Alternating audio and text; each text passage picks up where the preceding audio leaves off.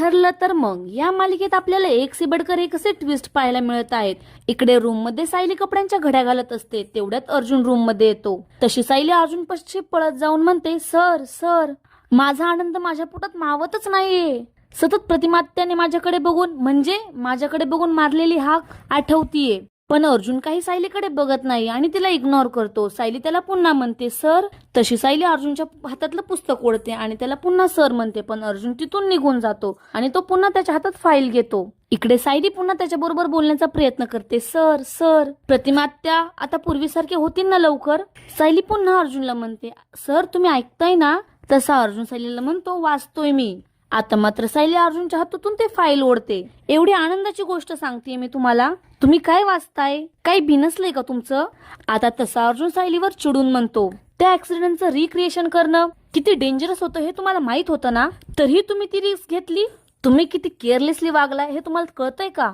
सायली अर्जुन सोबत बोलण्याचा खूप प्रयत्न करत असते, पण अर्जुन काही तिचं ऐकूनच घेत नाही. अर्जुन सायलीवर चिडून म्हणतो, सायली तुम्ही आत्ता हॉस्पिटल मधून आलात, अजूनही वीकनेस आहे तुम्हाला, तरीही तुम्ही आज हे केलं. सायली अर्जुनला बोलण्याचा खूप प्रयत्न करत असते, पण अर्जुन तिचं काही ऐकून घेत नाही. अर्जुन म्हणत असतो, एकदाही सांगावंसं वाटलं नाही तुम्हाला. एक तर तुम्ही एवढी मोठी स्टेप घेतली. आय ऍग्री, पण सिनियर होतं तुमच्या सोबत, मला तुम्ही सांगितलं असतं ना एकदा तरी, मी स्वतःहून आलो असतो तुमच्याकडे. आता सायली चिडून म्हणते, मला बोलू देणार आहात का तुम्ही, का स्वतःच बडबड करत राहणार आहात. आता मात्र अर्जुन एकदम शांत होतो. आता सायली अर्जुनला ठामपणे म्हणते, एकतर मी तुम्हाला फोन केला होता, तो तुम्ही कट केला आणि त्यानंतर तुम्ही फोन स्विच ऑफ करून टाकलात. त्यामुळे मला असं वाटलं की तुम्ही कामात असाल म्हणून तुम्ही फोन बंद केलात. आता अर्जुन सायलीला म्हणतो, एक मिनिट, तुमचा फोन मी कट केला आणि स्विच ऑफ केला माझा फोन, हे कधी झालं. आता अर्जुन पुन्हा सायलीला म्हणतो, तरीही तुम्ही मला फोन करायला हवा होता परत.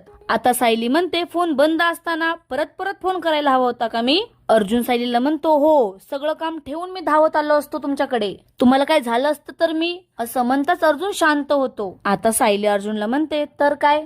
आता अर्जुन करत म्हणतो, तर मी मधुभाऊंना काय उत्तर दिलं असतं. आता अर्जुनचं हे सगळं बोलणं ऐकल्यावर सायली मात्र कान धरते आणि म्हणते, सॉरी हा, मला माफ करा. तुमचा फोन बंद असला ना तरी मी परत त्यावर फोन करत राहील, ठीक आहे. आता मात्र अर्जुन सायलीला सॉरी म्हणतो. आता अर्जुन शांत होऊन सायलीला म्हणतो, ऍक्च्युअली मला खरंच तुमचा खूप राग आला होता, पण त्याहून तुमचं कौतुकही खूप वाटत होतं. आज फक्त तुमच्यामुळे प्रतिमात्याची वाचा परत आलीये. आता ही सायली अर्जुनला हसून म्हणते, माझ्यामुळे नाही हो, आपल्या घरात जो बाप्पा बसलाय ना त्यानेच हे सगळं घडून आणलंय. आणि खरं तर मी रविराज काकांसोबत जाणारही नव्हती, पण ती प्रिया कॉलेजमध्ये अडकली होती ना म्हणून. त्यामुळे तेवढ्यात अर्जुन सायलीला म्हणतो, नव्हती, प्रिया कॉलेजमध्ये अडकलेली नव्हती, तेव्हा ती माझ्यासोबत माझ्या ऑफिसमध्ये होती, माझ्या केबिन मध्ये. आता मात्र अर्जुनचं हे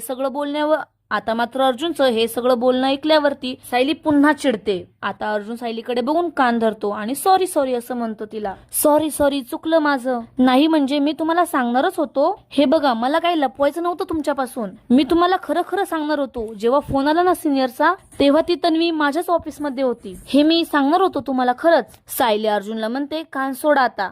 पण अर्जुन सायलीला म्हणत असतो, खरंच सॉरी खरंच. सायली अर्जुनला म्हणते, ठीक आहे, कान सोडा आता. पण बघा ना, कसली कमाल आहे ना ह्या प्रियाची. ह्या अशा खोटरडेपणाने केवढी मोठी संधी गमावली आहे तिने. आज खरं तर गाडीत ती असायला हवी होती. जर आज गाडीत ती असती ना तर तिच्या आईचा आवाज ऐकणारी ती पहिली व्यक्ती असती. आता अर्जुन सायलीला म्हणतो, बरं झालं ती माझ्याकडे, म्हणजे आता बरं झालं. आता अर्जुन सायलीला म्हणतो, बरं झालं ती माझ्याकडे माझ्या ऑफिसमध्ये होती. आज खूप मोठा पुरावा माझ्या हाती लागणार होता, तेव्हा तुमचा फोन आला, तुम्ही रडत होता आणि तो चान्स गेला.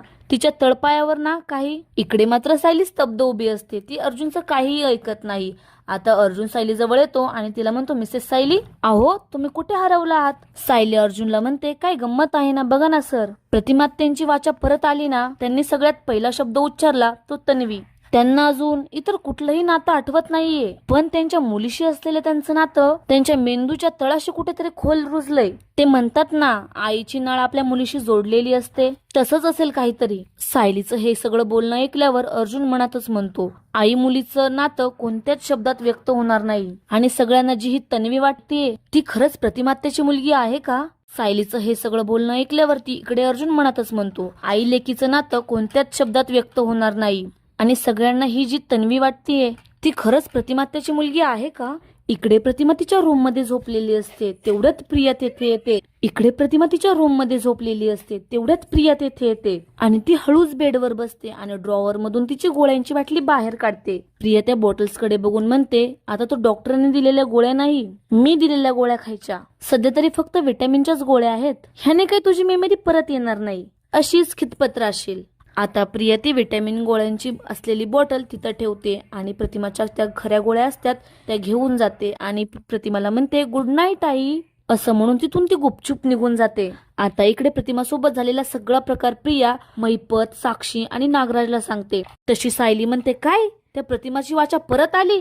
प्रिया म्हणते, हो मी तेच सांगते, ती प्रतिमा आता घडाघडा बोलायला लागेल. महिपत प्रियाला म्हणतो, अजून काय काय आठवतंय तिला? प्रिया म्हणते, नाही तिला काही आठवत नाहीये, म्हणजे तिची फक्त वाचा आलीये, बाकी मेमरी तिची तशीच आहे. आता नागराज प्रियाला घाबरत म्हणतो, अगं तू तर म्हणाली होती ना तिने तुला तन्वी अशी हाक मारली. प्रिया म्हणते, पण काय माहिती तिने सायलीला मारली की मला मारली, मला काय माहिती, मला भयंकर टेन्शन आले. तिने सायलीला ओळखून तन्वी अशी हाक मारली असेल तर? नागराज इकडे घाबरत म्हणतो, हे असं असेल किंवा तसं असेल, हे टेन्शन घेऊन काहीच उपयोग नाहीये, काहीतरी हालचाल करावी लागणार आहे आता आपल्याला. नागराज महिपतला म्हणतो, ए महिपत, आपण जो प्लॅन केला होता ना, तो एकदम परफेक्ट होता, त्या वहिनीला मारून टाकायला पाहिजे.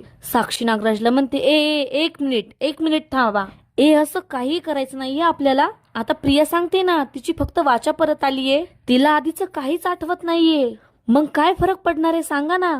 आता प्रियाही घाबरत साक्षीला म्हणते, पण अगं काय गॅरंटी आहे ती तशीच राहील? पण आपल्याला वाटलं होतं ना तिची वाचा परत नाही येणार, मग हे बघ काय झालंय, आलीच ना, तशीच तिची मेमरी परत आली तर? साक्षी सगळ्यांना म्हणते, समजा तिची मेमरी परत आलीच तर आपलं काय नुकसान करणार आहे ती? आता हेच बघा ना, इतक्या वर्षापूर्वी झालेला ऍक्सिडेंट हा तुम्ही दोघांनी केलाय, हे कसं कळणार आहे तिला? महिपत म्हणतो, ते नाही माहिती, पण जेव्हा ती निरखुडत होती ना तेव्हा तिने मला बघितलं, तिचा चेहरा कोणी जाळलाय हे तिला आठवणार. आता नागराजही म्हणतो, तिला काय आठवतंय काही नाही आठवत हे आपण कसं सांगणार आहे आता? आणि ऍक्सिडेंट नंतर आम्ही त्या स्पॉटवर गेलो होतो तेव्हा तिने मला बघितलं असेल तर? नाही, काहीतरी करायला पाहिजे आपल्याला. प्रिया म्हणते, तिला तर आत्ताच असं वाटतंय की मी तिची मुलगी नाहीये आणि तिची मेमरी परत आली, आणि तिला जर कळलं की सायली तिची मुलगी आहे तर? आणि हे सगळे सुभेदार आहेत ना, ते एक नंबरचे चिवट आहेत, ते तिला बरं केल्याशिवाय राहणारच नाहीत. आता साक्षी आणि नागराज प्रियाकडेच बघत असतात. प्रिया त्यांच्या दोघांकडे बघून म्हणते, काय माझ्याकडेच बघत राहणार आहात का? करा ना काहीतरी. तशी साक्षी म्हणते, हे सुद्धा आम्हीच करायचं का आता? मग तू काय करणार ग? हे सगळं घडू नये म्हणून तुला तिथं पाठवलं होतं ना, आणि काय करतेस तू? आणि त्या अर्जुनच्या मागे वेड्यासारखी फिरत असतेस. आता मात्र प्रिया रागवते आणि साक्षीला म्हणते, पर्सनल व्हायचं नाही या. आता मात्र महिपतही जोरात प्रियावर ओरडतो आणि म्हणतो, बरोबर बोलतीये ती. तो किल्लेदार जेव्हा त्याच्या बायकोला आणि पोरीला घेऊन अपघात घडवायला गेला तेव्हा तू काय करत होतीस? त्यांच्या वाटेत काय फुले टाकत होतीस का? काय ग, कुठे होतीस? असं महिपत रागाने तिला विचारत असतो. आता इकडे नागराजही जोरात ओरडतो, अगं दे ना उत्तर, काय बोलतोय तो, दे ना उत्तर. आता प्रिया म्हणते, हो मी अर्जुन सोबत त्याच्या ऑफिस मध्येच होते तेव्हा. आता मात्र नागराज रागाने तिचा गळा धरतो आणि म्हणतो, ह्या पोरीला काही अक्कल आहे का? आणि जोरात प्रियाचा गळा दाबतो. तशी साक्षी म्हणते, अरे काय करताय तुम्ही, हे जीव घ्याल का तिचा? आता महिपतही म्हणतो, त्याच लायकीची आहे ही, मी तर म्हणतोय अजून जोरात नरडा दाबा. आता महिपतही प्रियाचा गळा दाबायला जातो. तशी साक्षी महिपतचा हात धरते. तसं साक्षी कसंबसं करून महिपत आणि नागराजच्या तावडीतून प्रियाला वाचवते. आता मात्र साक्षी ही रागाने म्हणते, काय ग, तू तुझ्या चुकीमुळे त्या प्रतिमाची वाचा परत आलीये, आणि तुझ्या चुकीमुळे एक दिवस तिची मेमरी ही परत येईल, आणि तुझ्या चुकीमुळे आपण चौघेही फासावर लटकू. शिरतय का या डोक्यात काहीतरी? आता इकडे दुसऱ्या दिवशी सायली तयार होऊन खाली येते आणि ती पाहते तर काय, प्रतिमा किचन मध्ये नाश्ता बनवत असते, तेही साडी घालून तयार होऊन. सायली प्रतिमापाशी जवळ येत म्हणते, प्रतिमात्या तुम्ही नाश्ता बनवायलाही घेतला, छान, मी काही मदत करू का? तसे घरातले सगळेही हॉलमध्ये येतात आणि प्रतिमाकडे पाहत असतात. पूर्णाजी म्हणतात, वा वा वा वा, प्रसादासाठी एक हात प्रतिमाचा आणि एक हात सायलीचा लागलाय, म्हणजे बाप्पा अगदी खुश होऊन प्रवासाला निघणार आहेत. आता अर्जुनही म्हणतो, त्या निमित्ताने आपण प्रसादावरही सगळे आडवा हात मारूया. अर्जुनच्या या बोलण्यावर सगळे मात्र हसतात. तेवढ्यात आता प्रिया तेथे येते आणि म्हणते, काय चाललंय हे? प्रिया सायली जवळ येऊन म्हणते, सायली तू परत माझ्या आईला कामाला लावलंस? तशी सायली प्रियाला म्हणते अगं नाही, मी आले तेव्हा त्यांनी प्रसाद बनवायला घेतला होता. तशी प्रतिमा हातवारे करत म्हणते सायलीने मला नव्हतं बोलवलं, मी स्वतःहून आले किचन मध्ये. आता प्रताप कल्पनाला म्हणतो अगं हिची वाचा तर परत आलीये, मग ही खानाखुना काय करतीये. तशी कल्पना प्रतापला म्हणते थांबा. तशी कल्पना प्रतिमाला म्हणते प्रतिमा तू प्रसादामध्ये काय काय घातलेस ग. इकडे प्रतिमा बोलायचा प्रयत्न करत असते पण तिच्या कंठातून काही आवाजच बाहेर येत नसतो. तशी पूर्णाजी प्रतिमाला म्हणते अगं बोल ना काहीतरी. प्रतिमा बोलण्याचा खूप प्रयत्न करत असते पण तिच्या कंठातून काही आवाजच बाहेर येत नसतो. आता मात्र प्रतिमाची ही अवस्था पाहून घरचे सगळे शॉक होतात. सायली प्रतिमाला म्हणते प्रतिमात्या काय झालं. तशी सायली प्रतिमाला म्हणते प्रतिमात्या काही त्रास होतोय का, काय होतंय. इकडे प्रतिमा बोलण्याचा खूप प्रयत्न करत असते पण तिचे काही तिच्या कंठातून काही आवाजच येत नसतो. आता इकडे रविराजही प्रतिमाला म्हणतो अगं प्रतिमा थोडा प्रयत्न कर ना. अगं जमेल, तुला जमेल. काल तू तन्वी म्हणून हाक मारली होतीस ना, कर ना, प्रयत्न कर. इकडे प्रतिमा प्रयत्न करत असते पण तिला काही बोलताच येत नसतं. आता अस्मिताही म्हणते हो ना, नंतरही काही शब्द बोलली असशील ना तू, आता प्रयत्न करून बघ ना, तुला जमेल, अगं प्रयत्न कर ना. तसा अर्जुनही म्हणतो हो आत्या बोल ना तू. इकडे प्रतिमा बोलण्याचा खूप प्रयत्न करत असते. घरचे सगळेही म्हणतात तिला अगं प्रतिमा बोल, तू प्रयत्न कर. पण मात्र प्रतिमाची वाचामधून प्रतिमाच्या कंठातून एकही आवाज फुटत नाही. आता पुढच्या भागात पाहूया अर्जुन प्रियाच्या पायावरील जन्मखून पाहण्यासाठी काय नवीन प्लॅन तयार करतो आणि तो ती जन्मखून पाहतो की नाही. असेच नवनवीन ट्विस्ट पाहण्यासाठी आपल्या या चॅनलला सबस्क्राईब नक्की करा. हा भाग पूर्ण पाहिल्याबद्दल धन्यवाद.